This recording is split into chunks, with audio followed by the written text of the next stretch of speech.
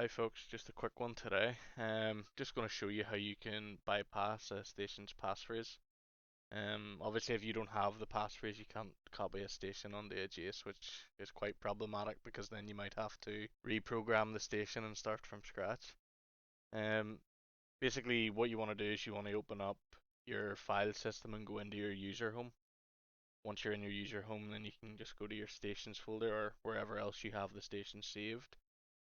Go to the station that you want to bypass and then open up the config.bog file.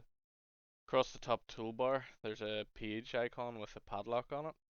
If you select that and then go to force the file to start using a different passphrase that you specify, it allows you to come off with a one-off passphrase that will allow you to copy the station.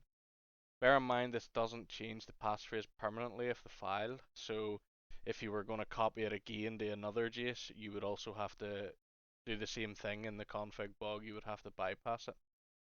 So once that's done and you click OK, all you have to do is save that config.bog file, and then whenever you now go into Station Copier and go to copy the station over to the Jace, you'll be able to use that one-off passphrase.